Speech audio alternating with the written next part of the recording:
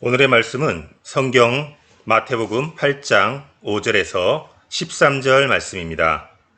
마태복음 8장 5절에서 13절. 저와 여러분이 한 절씩 읽도록 하겠습니다. 예수께서 가버나움에 들어가시니 한 백부장이 나와 간구하여 이르되 주여 내 하인이 중풍병으로 집에 누워 몹시 괴로워하나이다. 이르시되 내가 가서 고쳐주리라. 백부장이 대답하여 이르되 주여 내 집에 들어오심을 나는 감당하지 못하겠사오니 다만 말씀으로만 하옵소서. 그러면 내 하인이 낫겠사옵나이다. 나도 남의 수하에 있는 사람이요 내 아래에도 군사가 있으니 이더러 가라 하면 가고 저더러 오라 하면 오고 내 종더러 이것을 하라 하면 하나이다. 예수께서 들으시고 놀랍게 여겨 따르는 자들에게 이르시되 내가 진실로 너희에게 이르노니 이스라엘 중 아무에게서도 이만한 믿음을 보지 못하였노라.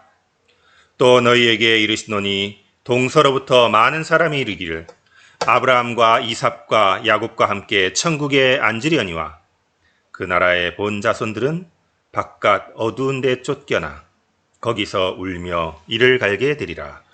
같이 읽겠습니다. 예수께서 백부장에게 이르시되 가라 내 믿은 대로 될지어다 하시니 그 즉시 하인이 나으니라. 아멘. 오늘의 말씀은 우리가 잘 알고 있는 백부장의 믿음, 백부장의 믿음이라는 말씀으로 하나님의 은혜를 증거하도록 하겠습니다. 성경에서는 여러 가지 인물과 사건들이 나옵니다. 성경은 세계에서 등장인물이 가장 많은 책이라고 알려져 있습니다. 약 8,000명 정도의 크고 작은 중심인물과 주변인물 또는 이름만 한번 언급되는 그런 사람들이 나오고 있습니다. 사람이 쓴 책으로는 삼국지가 이름이 등장인물이 가장 많은 그런 책이라 그래요. 성경은 삼국지의 몇 배 되는 그런 책입니다. 이렇게 말을 했더니 어떤 사람이 이렇게 말합니다. 목사님, 성경보다 더 사람의 이름이 많이 나온 책이 있어요. 그게 무슨 책이에요? 그랬더니 그분이 이렇게 말합니다. 전화번호부 책입니다. 요즘은 공중전화를 보기가 힘들어서 전화번호부 그 두꺼운 책을 보기 힘든데 전화번호 책이 옛날에는 있었죠. 그건 아무 의미가 없는 이름이죠. 그냥 이름에 전화번호만 있는 것이고. 성경은 그토록 많은 등장인물과 많은 사건이 나오는 그런 책이 바로 성경입니다. 그런데 성경에서 한 가지 사건을 이해하려면 그 사건의 앞뒤에 나오는 문맥을 이해할 수 있어야 합니다. 때로는 가까운 곳에 있는 배경 지식이 설명이 되어서 그 문장을 이해할 수 있는데요. 때로는 한 장, 두 장, 세 장, 몇 장 앞에까지 가서 찾아야 비로소 그 다음 구절이 이해되는 그런 배경 지식을 갖게 될 수도 있습니다. 오늘의 백부장의 믿음, 이 백부장의 믿음을 살펴보려면 사실은 그 배경이 되는 마태복음 24장 23절부터 예수님의 공생의 사역부터 그리고 마태복음 5장, 6장, 7장도 간단하게 살펴보면 마태복음 8장에 백부장의 믿음이 얼마나 대단한 믿음인지를 알 수가 있습니다. 그래서 오늘은 예화도 들지 않고 조금 길게 성경에 대해서만 좀 설명을 해야 될 것 같아요. 조금 시간이 오래 걸릴지도 모르겠지만 여러분이 이제 신약 성경을 9월이나 10월부터 우리가 공부를 해야 되기 때문에 이제 예비로 이제 맛보기라고 생각하시고 좀 오늘 말씀에 좀 더 깊이 있게 집중하는 그런 시간이 되기를 바랍니다. 마태복음 4장 23절 같이 읽어볼까요? 시작. 예수께서 온 갈릴리에 두루 다니사 그들의 회당에서 가르치시며 천국 복음을 전파하시며 백성 중의 모든 병과 모든 약한 것을 고치시니. 아멘. 4장 23절에 예수님께서 이 땅에 오셔서 공생의 3년 기간 동안 그가 하신 가장 대표적인 세 가지 사역을 마태복음 4장 23절에 설명하고 있지요. 빨간색으로 된 가르치시며 전파하시며 고치시니 teaching, preaching, healing 이라는 세 가지 사역을 설명하고 있습니다. 그런데 목사님 가르치는 거하고 복음 전파하고 비슷한 거 아니에요? 똑같은 거 아니에요? 라고 생각을 할 수 있습니다. 네, 비슷할 수도 있고 좀 다를 수도 있는데요. 왜 굳이 마태는 가르치고 전파하고를 따로 이렇게 말을 했는지에 대해서 조금 살펴보도록 하겠습니다. 먼저 그들의 회당에서 가르치시며 라고 말을 했습니다. 그들의 회당이라 그러면 그들은 여기서 누구일까요? 유대인들이죠. 그렇죠? 맞습니다. 유대인들이 예배드리던 곳, 그리고 그들이 모여서 성경을 연구하던 곳, 토론하고 논쟁하던 곳이 바로 회당, 지금으로 말하면 교회당이 예배당이겠죠. 그런 예배를 드리던 곳이 회당이었는데요. 율법학자나 서기관이나 유대인 남자들이 안식일에 예배도 드리고 율법을 연구하고 토론도 하고 하던 것입니다. 그러니 이 예수님의 첫 번째 사역은 유대인들을 대상으로 율법을 가르친 것이에요. 물론 그들은 모세오경을 통해서 율법을 잘 알고 있었습니다. 율법을 지키려고 매우 노력을 했습니다. 그런데 예수님께서 왜 또 율법을 더 가르쳐 주셔야 했을까요? 예수님이 그들이 잘못 믿는 것, 잘못 생각하는 것, 외식하는 것, 그런 것에 대해서 율법의 참 의미를 가르쳐 주신 것입니다. 우리는 생각하기를 예수님이 오셔서 율법은 끝났다 라고 생각할 수 있는데요. 아니요. 예수님이 율법을 부정하지 않으셨습니다. 마태복음 5장 17절 읽어볼까요? 시작.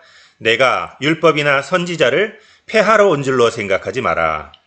율법을 폐하러 온 것이 아니요 율법을 완전하게 하려 함이라. 너희들 가운데 율법을 왜곡하고 율법을 잘못 알고 율법을 형식적으로 따르고 이런 부분에 대해서 제대로 가르쳐 주셨던 것이 예수님의 첫 번째 사역이었습니다. 누구를 대상으로요? 유대인들을 대상으로 가르친 것이 예수님의 첫 번째 사역이었던 것입니다.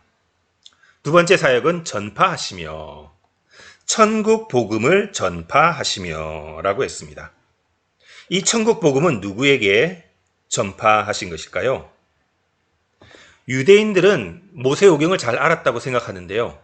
그 모세오경 성경책이 그렇게 그 당시에는 너무나 비쌌기 때문에 흔하게 접할 수 있는 것이 아니었어요. 그래서 율법학자나 서기관이나 바리새인들이나 이런 사람들이 그런 사람들도 뭐 교회 한 권이나 두 권 정도밖에 없었거든요. 지금은 우리가 몇만 원이면 성경을 사지만 몇 억을 들여야 그 당시에는 성경을 샀기 때문에 쉽지 않았죠. 그래서 유대인들이 가르쳐주는 천국 복음을 듣고 유대인들이 가르쳐주는 율법을 들었는데 예수님께서는 잘못된 부분들을 천국 복음을 일반 백성들에게 직접 해서 가르치시고 그들에게 복음에 대해서 온전히 세워주시기 위한 것, 그것이 예수님의 사역이었다는 겁니다. 그러니까 유대인들에게 율법을 잘못 너희들이 지키고 있는 것, 율법의 뜻을 오해하고 있는 것을 가르치시고 두 번째 전파하시며 천국 복음을 온전히 바르게 성경을 제대로 읽을 수 없고 접할 수 없고 귀동냥으로만 들었던 평범한 사람들에게 천국 복음을 전파해 주신 것이죠. 그래서 일반 대중들을 대상으로 천국 복음을 알려주신 것, 그것이 예수님의 두 번째 사역이었고요. 세 번째 사역은 모든 병과 모든 약한 것을 고치셨다는 것입니다. 저는 이 모든 병과 약한 것을 고쳤다는 것에 대해서 참으로 많은 은혜를 받습니다. 그 당시에는 의학 기술이 발달하지 않아서 얼마나 많은 사람들이 병 가운데, 고통 가운데 있었겠습니까? 참 이 부분은 너무나 인상적인 부분입니다. 예수님께서 이 땅에 오셔서 짧은 시간 공생애를 살아가시면서 해야 할 일이 얼마나 많았겠습니까? 정치적인 메시아로 오셨다면 로마의 압제로부터 유대인들을 정치적이고 군사적으로 해방시키는 일을 하셨을 것입니다. 경제적인 메시아로 오셨다면은 굶주리고 헐벗는 많은 대종들을 먹을 것을 주고 일자리를 만들고 풍요롭게 하는 것이 예수님의 일이었을 것입니다. 만약 사회적인 메시아로 오셨다면은 학교도 지어주고 막 학문적으로 가르쳐주고 이런 일을 하셨겠죠. 하지만 예수님은 하실 일이 너무나 많고 많았지만 딱 세 가지: 가르치시고 천국 복음을 전파하시고 마지막 병과 약한 것을 고쳐 주셨다는 것입니다. 특별히 병자를 고친 사역이 너무너무나 일반 백성들에게는 소중하고 그들의 피부에 와닿았어요. 그래서 예수님을 너무나 많은 사람들이 따랐습니다. 그래서 4장 24절에 보면 그의 소문이 온 수리아에 퍼진지라 라고 말했습니다. 근데 좀 못 듣던 단어가 나왔어요. 수리아. 아니 예루살렘에 퍼진지라, 뭐 갈릴리에 퍼진지라, 유대에 퍼진지라 이러면 우리가 이해가 가는데 예수님이 수리아 땅에 나셨나?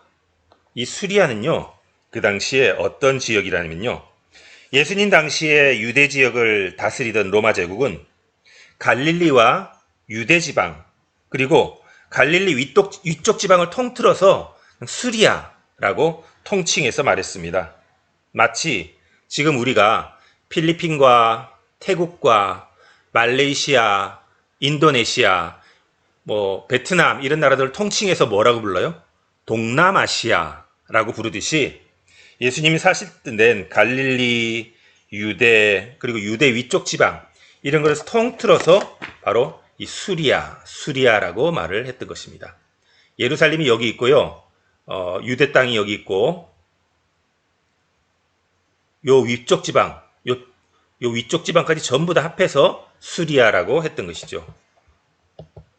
자, 화살표 보이시죠? 오늘날에는 이 수리아를 시리아라고 하는데 팔레스타인, 이스라엘, 그리고 요르단, 레바논까지 다 합쳐서 이 수리아라고 했던 것입니다.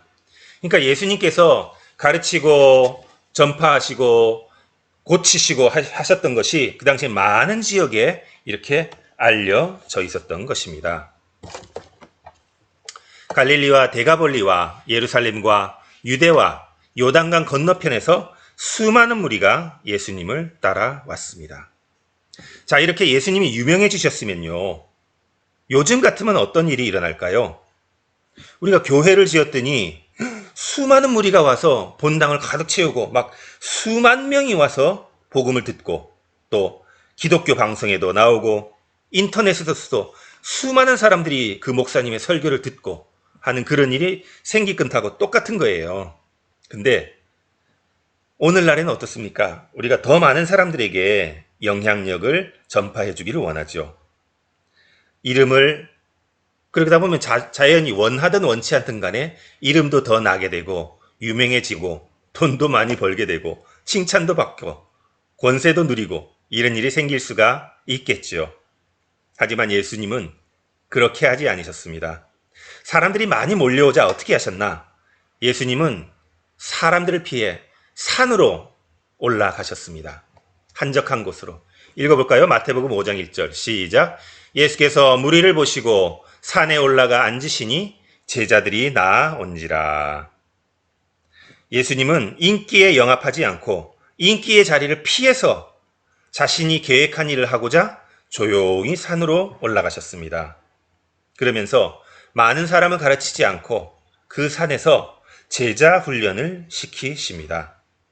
마태복음 5장, 6장, 7장 여기에 나오는 것이 바로 예수님께서 산에 올라가서 제자 훈련을 시킨 그것을 말합니다. 그래서 우리는 그것을 산상수훈이라고 말을 합니다.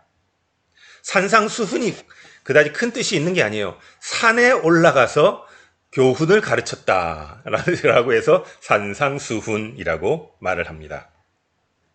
그 유명한 팔복도 가르치고 주기도문도 가르치시고 세상의 빛과 소금이 되라고 가르쳐 주신 것이죠. 산상수훈까지 오늘 하면 너무나 시간이 많이 가니까 이 정도에서 배경 지식을 마치고요. 오늘 드디어 요한복음, 마태복음 8장으로 내려와서 산에 올라가서 5, 6, 7장을 가르치고 끝난 다음에 다시 산에서 내려오시는 모습을 봅니다. 8장 1절, 마태복음 8장 1절 시작. 예수께서 산에서 내려오시니 수많은 무리가 따르니라 라고 했습니다. 자, 산에서 내려오자마자 또다시 수많은 무리에 예수님께서 둘러싸이게 되셨습니다. 그러면서 8장 2절에 읽어볼까요? 시작. 한 나병 환자가 나와 절하며 이르되 주여 원하시면 저를 깨끗하게 하실 수 있나이다 하거늘. 그래서 예수님께서 그를 향해서 어떻게 해줬어요? 즉시 고쳐주셨죠. 산에서 내려오자마자 이렇게 병을 먼저 고쳐주셨습니다. 그러니 예수님의 이 치유 사역은 예수님의 공생의 사역 중에 너무나 중요한, 예수님께서 이 땅에서 아픔을 해결하시기 위해서 오셨다는 것을 우리가 알 수 있는 것이죠. 성경에 보면 이 환자가 병이 낫게 되는데요. 이 치유함을 받은 사람의 세 가지 종류가 나옵니다. 치유함이 어떻게 나왔냐면 고통스러운 병에서 어떻게 치유받았느냐. 첫 번째, 자신의 믿음으로 치유받은 사람들이 나옵니다. 혈류증을 앓았던 여인이 자기가 잡히면 맞아 죽을 수도 있고 그냥 크게 다칠 수도 있고 위험한 상태임에도 불구하고 믿음으로 예수님의 옷자락만 잡으면 낫겠다는 그 믿음으로 나아가서 구원을 받았던 것이죠. 그래서 자신의 믿음으로 치유받은 사람들은 혈류증을 앓았던 여인과 여러 가지 사람들이 나오죠. 두 번째는 자신의 믿음이 아니라 다른 사람의 믿음으로 치유받은 사람들입니다.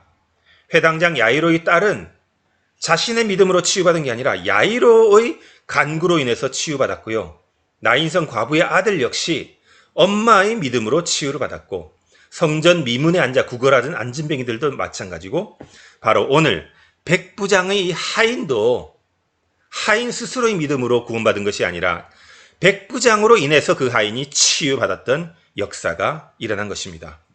참으로 수지맞은 사람들이 아니라고 할 수 없겠습니다. 자, 세 번째는 자신의 믿음도 있고 다른 사람들 믿음도 연합하여서 치유받은 사람들이죠. 친구들이 지붕을 뚫고 침대를 내려서 고침받은 병자가 역시 그런 입장일 것입니다.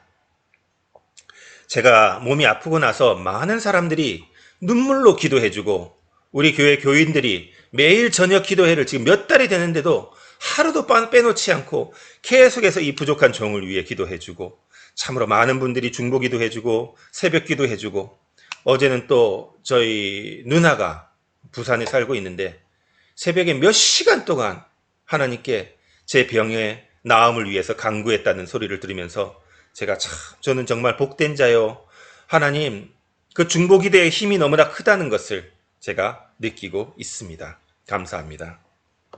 오늘은 특별히 다른 사람의 믿음으로 치유받은 이 백부장의 하인에 대해서 시간이 많이 갔기 때문에 간단하게 알아보도록 하겠습니다. 첫 번째는 사랑으로 간구하는 믿음입니다. 사랑으로 간구하는 믿음. 읽어볼까요? 시작. 예수께서 가버나움에 들어가시니 한 백부장이 나와 간구하여 이르되 주여 내 하인이 중풍병으로 집에 누워 몹시 괴로워하나이다. 6절. 주여 내 하인이 중풍병으로 집에 누워 몹시 괴로워하나이다. 이 구절을 보면요, 그냥 짧게 쉽게 지나칠 수 있어요. 우리는 성경을 읽을 때 너무 그 내용이 익숙해서 별 감동 없이 읽기가 너무나 쉽습니다. 그래, 하인을 중풍병을 낫게 해달라고 백부장이 간구해서 예수님이 고쳐주셨지. 결과를 너무나 잘 알고 너무나 많이 들었기 때문에 별 감동이 없을 수 있는데요. 사실은 이건 굉장히 놀라운 장면입니다. 왜냐하면 그 당시에 하인이나 노예는요, 짐승이나 물건 취급받던 거예요. 더군다나 중풍병에 걸린 종은 아무런 쓸모가 없습니다. 그래서 그냥 갖다 내버리면 되는 존재였어요. 아니면 매를 쳐서 너가 내 돈을 주고 사왔는데 내 재산인 너가 이렇게 되냐라고 혼을 내고 떠나보낼 수도 있는 거예요. 그런데 백부장은 사랑이 많은 사람이었습니다. 그래서 종이 중풍병에 걸린 것을 너무나 안타까워하는 마음으로 예수님께 다가와서 사랑으로 간구하는 마음이 있었던 것이죠. 그 당시에 백부장이라 하면 로마 군대 점령군의 우두머리 중에 하나예요. 높은 지위와 힘을 가지고 있는데 그 힘과 지위를 가지고 유대 자기 점령 지역에 있는 그 젊은 청년에게 와서 빌고 구하고 낮아지는 이런 모습을 보여주고 있는 것입니다.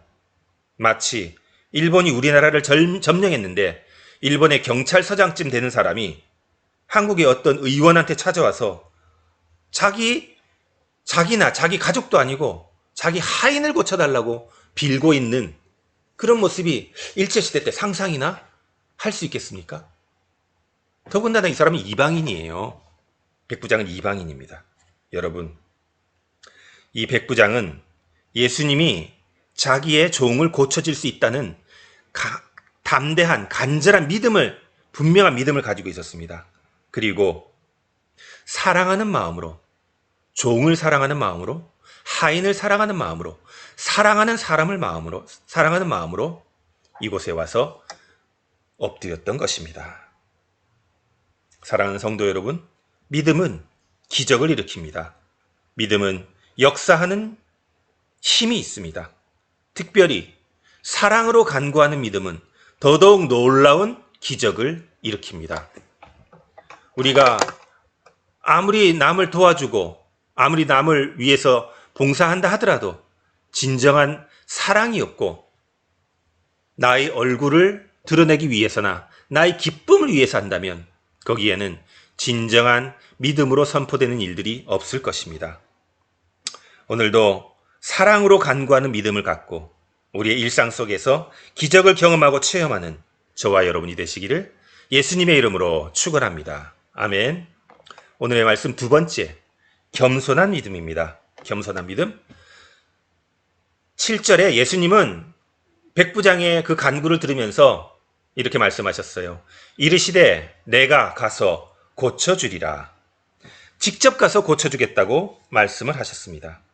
그런데 백부장은 의외의 말을 하는 것이죠. 8절 읽어볼까요? 시작.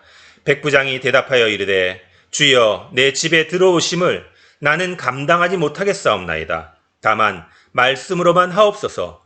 그리하면 내 하인이 낫겠나이다. 아멘. 놀랍지 않습니까? 백부장은 유대인이 아니에요.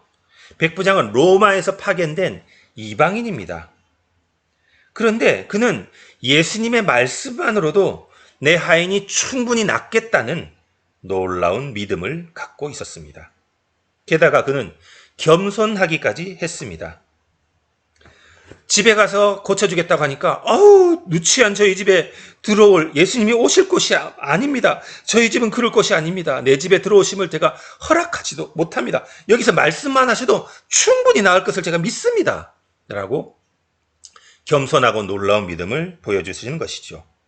마치 세례 요한이 예수님께서 세례 받으려고 할 때 제가 당신께 세례를 받아야 할 텐데 어떻게 당신이 내게로 오십니까? 라고 말했던 것이 생각납니다.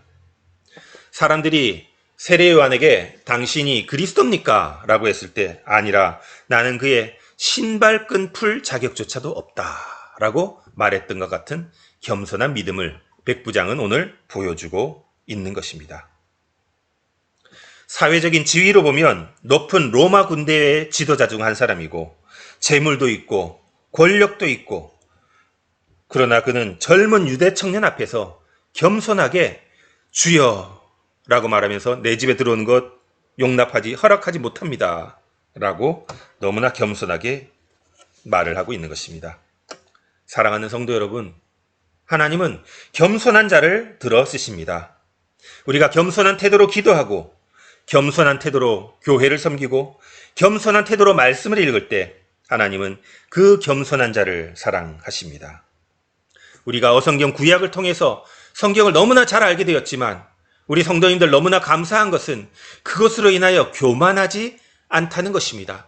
복음의 기쁨을 들고 어찌할 줄 몰라서 그것을 하나님께 올려드리고 목사님께 감사하고 감사 헌금하고 주님 이렇게 너무나 놀라운 겸손의 태도를 여러분들이 보여주시는 것이 이 작은 이 목회자로서는 너무나 기쁘고 하나님께 영광이 되는 것입니다. 사랑하는 성도 여러분, 우리 모두 겸손이라는 그릇에 자기의 믿음을 담아서 하나님께 올려드립시다. 겸손이라는 그릇을 우리는 가지고 있고 그 겸손이라는 그릇 안에 나의 믿음을 곱게 담아서 오로지 하나님께만 올려드리는 저와 여러분이 되기를 축원합니다. 그럴 때 우리들의 겸손이라는 그릇에 담긴 믿음을 하나님께서는 소중하게 흠양하실 줄로 믿습니다. 아멘. 마지막으로 세 번째, 말씀의 권능을 믿는 믿음입니다. 읽어볼까요? 백부장이 대답하여 이르되 주여 내 집에 들어오심을 나는 감당하지 못하겠사오니 다만 말씀으로만 하옵소서. 그리하면 내 하인이 낫겠나이다. 오늘 너무 시간이 많이 가서 이 부분은 좀 다음번에 한 번 더 말씀의 권능에 대해서 자세하게 이야기하겠습니다. 간단하게만 말씀드리면요. 보통의 경우라면 우리는 예수님 우리 집에 가서 손을 얹고 종에게 기도를 해주세요. 하인에게 안수기도 해주세요. 저와 같이 가주세요. 라고 말을 할 것입니다. 그런데 백부장은 아닙니다. 그냥 여기서 말씀하셔도 저 멀리 있는 우리 집에서까지 그것이 역사할 줄로 믿습니다. 말씀의 권세와 권능을 제가 믿습니다. 라고 말을 했던 것이죠. 어떤 비싼 차를 타고 가는 사람이 있었습니다. 그는 격투기 선수로 힘도 세고 자신감도 충만한 사람이었어요.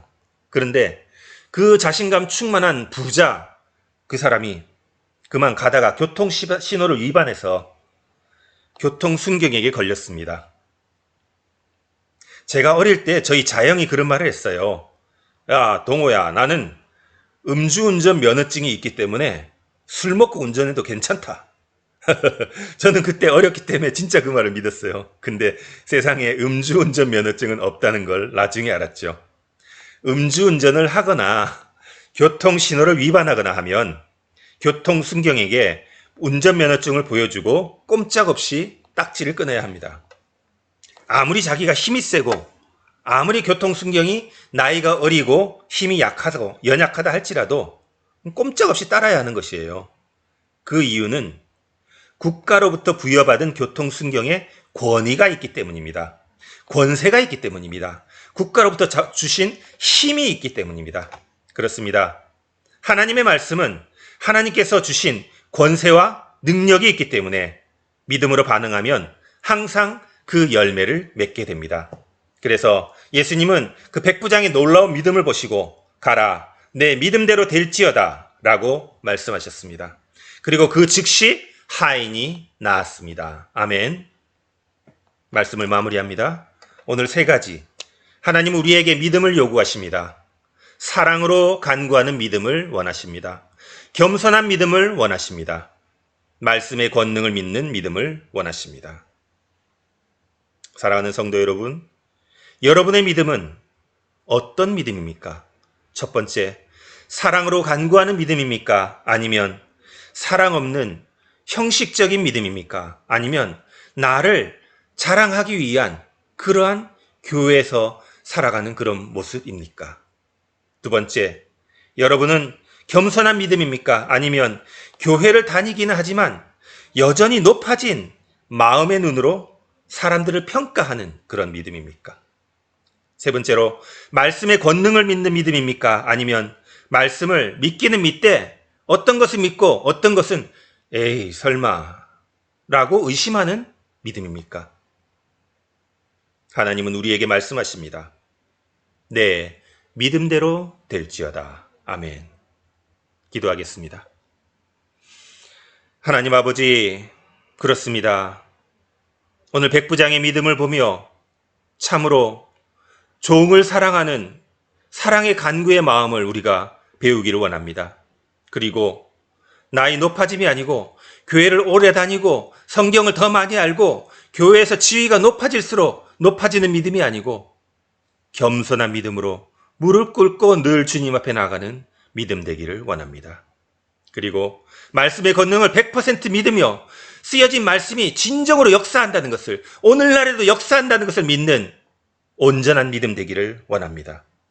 그리하여서 우리가 믿음의 그릇에 깨끗한 믿음의 그릇에 우리의 신앙을 담아 올릴 때 하나님 아버지께서 우리의 믿음을 기쁘게 흠양하시고 잘하였도다 충성된 종아 내가 너가 이렇게 믿음으로 순전하게 살아가니 복에 복을 더하여 주겠다. 그 말씀 우리에게 주셔서 선물로 다 받는 우리 말씀의 습교회 교인들 다 될 수 있도록 주여 인도하여 주시옵소서. 사랑이 많으신 예수님의 이름으로 감사하며 기도드렸사옵나이다. 아멘.